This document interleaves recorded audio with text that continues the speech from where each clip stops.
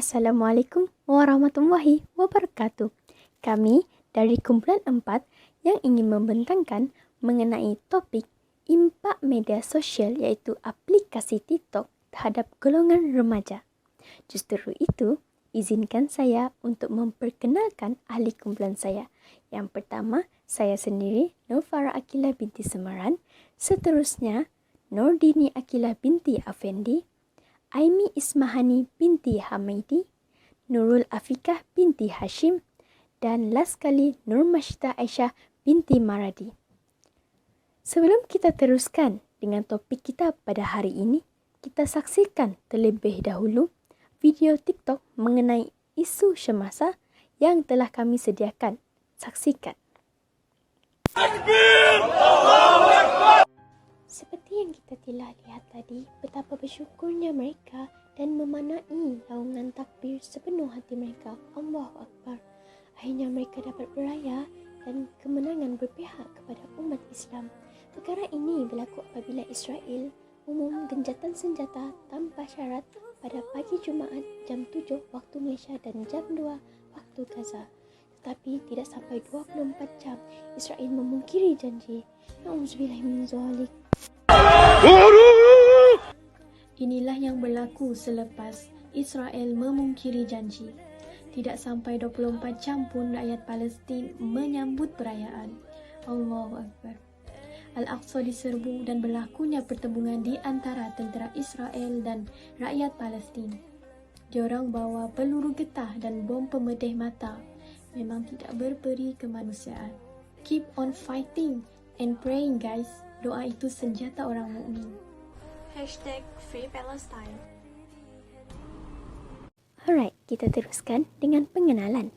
Dewasa ini, media sosial dan teknologi memainkan peranan penting untuk merealisasikan impian masyarakat ke arah kehidupan yang lebih moden. Kemajuan dalam bidang media sosial dan teknologi membuatkan kegunaannya dalam kehidupan seharian manusia menjadi semakin penting, terutamanya dalam kalangan remaja sekarang. Betul tak? Oleh itu, dengan kaedah baru ini, komunikasi dan perkongsian maklumat begitu mudah untuk diperolehi sehingga remaja hari ini dilihat lebih gemar menghabiskan masa dengan telefon pintar dan bermain permainan video daripada berinteraksi dengan individu yang berada di sekelilingnya. Malah, statistik menunjukkan penggunaan media sosial dan teknologi dalam kalangan remaja di dunia yang meningkat sebanyak 444.8% dalam tempoh 10 tahun, iaitu dari tahun 2000 sehingga 2010. Hal ini haruslah dipandang serius kerana remaja merupakan aset penting kepada masa depan negara. Kesimpulannya, media sosial banyak memberi kesan yang negatif berbanding positif kepada golongan remaja, terutamanya golongan pelajar. Oleh itu, kesedaran yang tinggi perlu diterapkan kepada remaja bagi membendung masalah tingkah laku sosial. Dapatan menunjukkan bahawa penggunaan media sosial yang tidak terkawal memberi kesan negatif kepada tingkah laku remaja masa kini. Oleh itu, beberapa pihak haruslah berganding bahu menangani masalah ini sebelum nasi menjadi bubur. Seterusnya ialah objektif kajian. Terdapat 3 objektif, iaitu yang pertama ialah mengkaji sama ada media sosial seperti aplikasi TikTok membawa ke arah kebaikan ataupun sebaliknya terhadap individu. Pada masa kini, penggunaan media sosial semakin berleluasa oleh kerana keperluan dalam sesi pembelajaran dan pengajaran yang dibuat secara dalam talian. Oleh itu, objektif yang kedua ialah mengkaji impak atau kesan penggunaan aplikasi TikTok dalam golongan belia. Setiap penggunaan media sosial pastinya terdapat masalah yang berlaku di kalangan individu. Rentetan itu Objektif yang ketiga ialah membincangkan solusi terhadap permasalahan yang timbul di kalangan pengguna. Berdasarkan ketiga-tiga objektif ini, individu terutamanya golongan remaja yang merupakan pelajar akan memahami tujuan penggunaan media sosial dengan baik untuk mengelakkan berlakunya keruntuhan akhlak seseorang. Itu sahaja dari saya. Terima kasih. Okey, untuk bahagian yang seterusnya ialah isu hedonisme. Isu yang berkaitan dengan hedonisme di zaman kini ialah isu penyalahgunaan media sosial atau secara spesifiknya ialah penyalahgunaan aplikasi TikTok. Pada zaman IT yang serba canggih ini, TikTok merupakan aplikasi yang tidak asing lagi di mata masyarakat, khususnya di kalangan anak muda kerana ia seolah-olah telah menjadi satu trend dalam kehidupan seharian mereka. Malahan, aplikasi TikTok juga digunakan dalam kalangan kanak-kanak, tidak hanya terbatas kepada para remaja. Populariti aplikasi yang dahulunya sering dikecam oleh kebanyakan orang Malaysia, rentetan sering mempamerkan video-video yang tidak berfaedah, telah meningkat naik secara tiba-tiba semenjak Perintah Kawalan Pergerakan iaitu PKP, iaitu pada tahun 2019 yang lepas. Oleh itu, faktor kebosanan akibat PKP juga turut menyumbang kepada populariti aplikasi ini. Tapi, bagi yang tidak tahu, aplikasi TikTok sebenarnya turut mengandungi bahan-bahan yang berfaedah seperti video masakan, pembelajaran dan sebagainya. Dek kerana ianya dimonopoli oleh ramai pengguna golongan bawah umur, maka sebahagian besar daripada kita menyangka bahawa TikTok mesti ditolak 100%. Hal ini berlaku rentetan daripada kebebasan pengguna untuk mengekspresikan diri mereka di mata orang awam melalui aplikasi ini, sama ada dalam bentuk kekayaan, kecantikan ataupun kreativiti masing-masing. Seperti yang saya telah sebut sebentar tadi, isu yang ingin dibangkitkan adalah kebebasan yang diberikan kepada pengguna aplikasi TikTok telah menjerumus pengguna kepada penyalahgunaan aplikasi ini. Satu daripada contoh situasi ialah ada pengguna yang sampai sanggup mempamerkan tubuh dengan mendedahkan tubuh badan mereka secara umum, terutamanya golongan perempuan. Semua ini dilakukan demi meraih pengikut dan jumlah like semata-mata, kerana bagi mereka, dua perkara ini boleh memberikan populariti dan darjat dalam kehidupan sosial mereka. Hasil kajian yang dibuat oleh Gandara juga telah membuktikan bahawa video yang mempunyai jumlah peratusan yang sering ditonton di aplikasi TikTok adalah video wanita yang berpenampilan menarik ataupun wanita yang kelihatan gairah, iaitu sebanyak 47.4%. Oleh itu, ia lebih mendorong mereka untuk berpegang kepada prinsip bahawa jika mereka mempunyai jumlah pengikut dan like yang banyak, perkara sebegitu nampak gah di mata masyarakat. Bahkan, ada yang bertanggapan bahawa jika bermain TikTok dan menghasilkan video-video yang tidak berkualiti dan tidak sopan, seperti menari dengan memakai pakaian yang ketat, ia seakan-akan mengikut trend semasa. Inilah budaya hedonisme yang dibawa oleh pengguna TikTok yang menyalahgunakan aplikasi tersebut. Kerana mereka menganggap seolah-olah pujian yang dilontarkan oleh masyarakat itu lebih penting berbanding perintah daripada Allah Subhanahu Wa Taala. Jelaslah bahawa apabila kita terlalu mencintai dunia dan lalai dalam mengejar nikmat di dunia yang sementara ini, ia akan memberi akibat yang buruk kepada kita. Assalamualaikum, saya Nurul Afrika. Seterusnya akan membentangkan impak sosial media terhadap anak muda. Media sosial juga boleh memberi impak terhadap tingkah laku mereka sekiranya terlalu obses. Oleh itu, media sosial membawa kepada implikasi positif maupun negatif terhadap anak muda. Antara kelebihannya ialah seperti mengetahui maklumat trend terkini, mempelajari beberapa info baru dan mengurangkan kos komunikasi. Namun, media sosial juga turut mempunyai keburukan di sebaliknya. Antaranya adalah memberi impak negatif terhadap interaksi dan perkembangan sosial serta impak terhadap perkembangan akademik anak muda. Kurang kemahiran komunikasi secara bersemuka merupakan salah satu impak negatif media sosial terhadap interaksi dan perkembangan sosial. Interaksi sosial antara manusia memainkan peranan penting. Kepentingan interaksi berfungsi sebagai saluran untuk untuk perkongsian maklumat antara satu sama lain dan juga satu medium dalam fasa perkembangan yang dilalui oleh anak muda sehingga mereka mencapai usia dewasa. Antara contoh impak media sosial terhadap anak muda ialah ia mengganggu kesihatan interpersonal mereka, di mana interaksi sama manusia dan komunikasi dengan orang sekeliling terjejas. Penggunaan media sosial seperti TikTok menyebabkan kebanyakan anak muda kurang berinteraksi dengan orang sekeliling dan berkelakuan introvert secara tidak sihat. Akibatnya, aktiviti interaksi dan komunikasi dengan orang sekeliling menjadi terhad, walaupun pada hakikatnya kemahiran bersosial seperti memerhati, mendengar dan bercakap dengan orang sekeliling pada usia muda adalah sangat penting.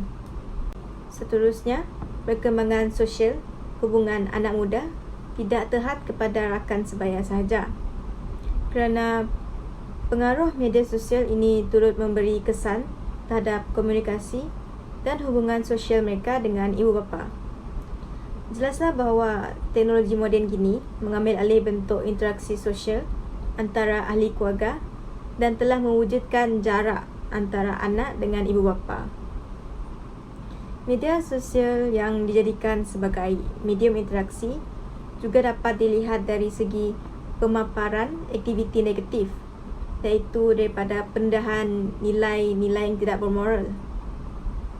Anak muda pada masa kini banyak menerapkan trend yang diperoleh daripada pembenahan sosial media. Sebagai contoh, penggunaan aplikasi TikTok memberi impak kepada tingkah laku mereka disebabkan oleh pendedahan terhadap rakaman video dan persekitaran mereka. Rakaman video TikTok ataupun video yang tidak bermoral tersebut kemudiannya diadaptasikan dan dijadikan kebiasaan dalam tingkah laku mereka. Ini membuktikan bahawa penggunaan teknologi mempunyai pengaruh yang signifikan terhadap penglibatan dan perkembangan sosial anak muda, di mana ia membataskan hubungan sosial mereka dengan persekitaran. Di samping itu, pembezaran masa di media sosial dan pengabaian tanggungjawab juga merupakan impak negatif media sosial terhadap pengembangan akademik anak muda. Tahap intelek di kalangan pelajar akan mempengaruhi sama ada maju atau mundurnya masa depan negara. Selain itu, gaya hidup serta tingkah laku anak muda kini juga semakin berubah. Hal ini disebabkan oleh medium yang diguna pakai seperti media sosial, sama ada di dalam sistem akademik maupun kehidupan seharian, yang memberi satu pengaruh yang kuat kepada mereka. Pelajar generasi kini lebih cenderung menghabiskan dan meluangkan masa mereka di hadapan peranti yang mempunyai akses internet untuk kepuasan diri. Ini kerana tiada disiplin terhadap tanggungjawab dan dalam diri pelajar, dan segala kewajipan jadi terbengkalai. Tambahan pula, ini juga disebabkan oleh ketagihan pelajar itu sendiri dalam penggunaan teknologi moden yang berlebihan, di mana kecanggihan teknologi tersebut menggalakkan lagi mereka untuk menghabiskan lebih banyak masa. Oleh hal yang demikian, perkara ini perlu diberi perhatian yang serius lebih-lebih lagi di dalam sistem pendidikan pelajar jika tidak dikawal dengan betul. Lebih mengecewakan lagi apabila pelajar yang seharusnya berada di sekolah untuk menghadiri pembelajaran sanggup ponteng meninggalkan pelajaran semata-mata untuk melakukan aktiviti yang tidak berfaedah, seperti bermain TikTok di luar kawasan sekolah bersama rakan yang lain ketika sesi pembelajaran dilakukan. Kesannya, tugas mereka sebagai seorang pelajar terabai. Tambahan pula, pencapaian prestasi akademik pelajar juga akan terjejas oleh kerana ketidakhadiran mereka ke sekolah dan tercicir dari mengikuti sesi pembelajaran. Ini menunjukkan bahawa apabila penggunaan teknologi seperti internet mampu memberi kesan terhadap sosial dan akademik anak muda, terutamanya pelajar di sekolah. Oleh hal demikian, tahap kesedaran yang tinggi harus dilaksanakan pada anak muda untuk mengelakkan masalah tersebut terjadi. Baiklah, seterusnya adalah cadangan dan aplikasi penyelesaian. Sebagaimana yang kita ketahui, aplikasi TikTok boleh memberikan manfaat atau kebaikan kepada penggunanya. Sebagai contoh, aplikasi TikTok tersebut dapat dijadikan sebagai tujuan pembelajaran.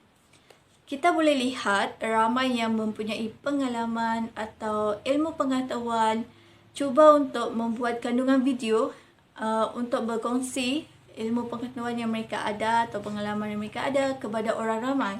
Perkara ini secara tidak langsung, kandungan video tersebut apabila ditonton oleh orang ramai dapat meningkatkan lagi ilmu pengetahuan mereka. Namun tidak dinafikan, penggunaan aplikasi TikTok yang tidak terkawal mungkin akan mendorong penggunanya ke arah anasir-anasir yang negatif, terutamanya golongan anak muda.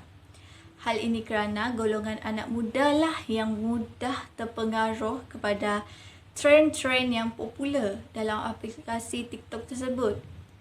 Kebiasaannya, trend-trend popular tersebut mempunyai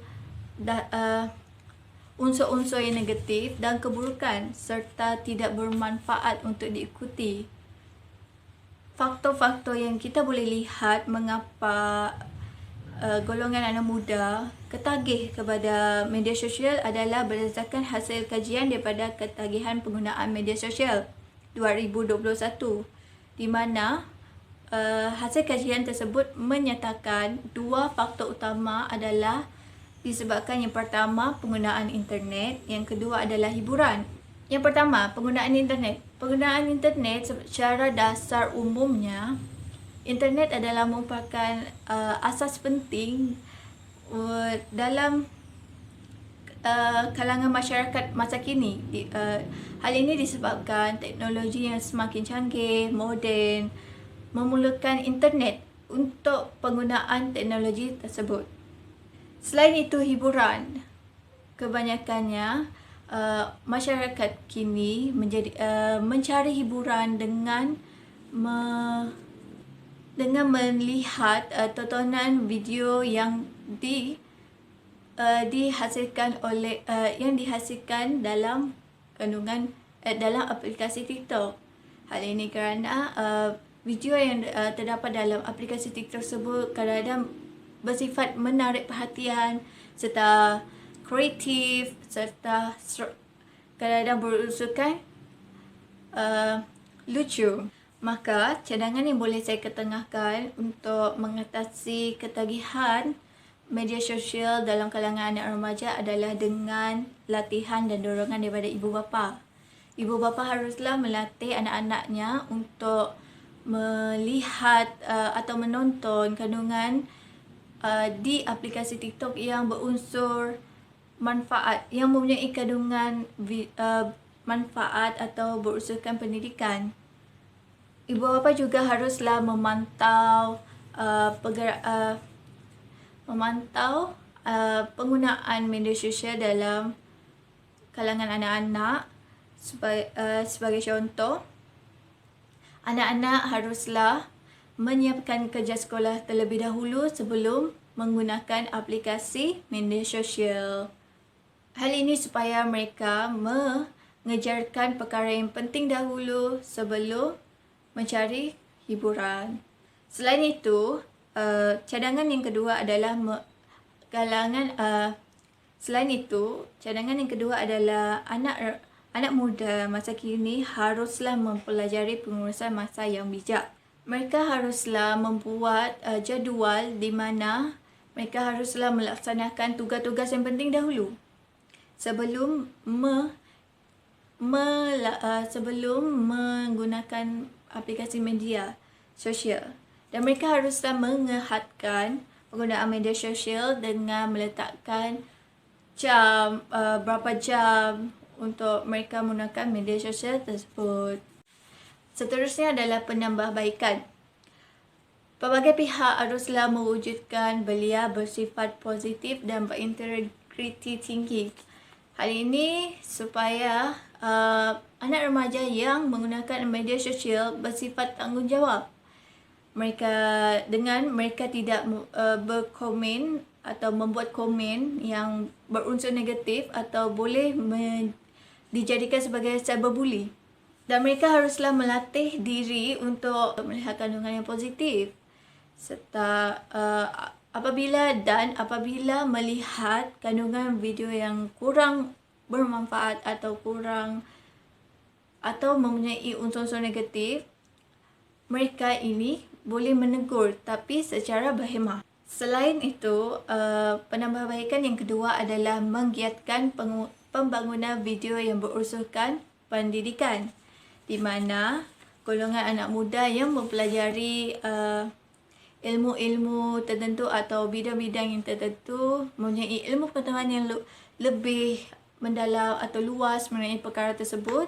Sesuatu perkara itu haruslah berkongsi supaya golongan masyarakat ini yang melihatnya dapat menambah ilmu pengetahuan dalam diri mereka. Alright, saya rasa itu saja daripada kumpulan kami. Terima kasih kerana sudi meluangkan masa.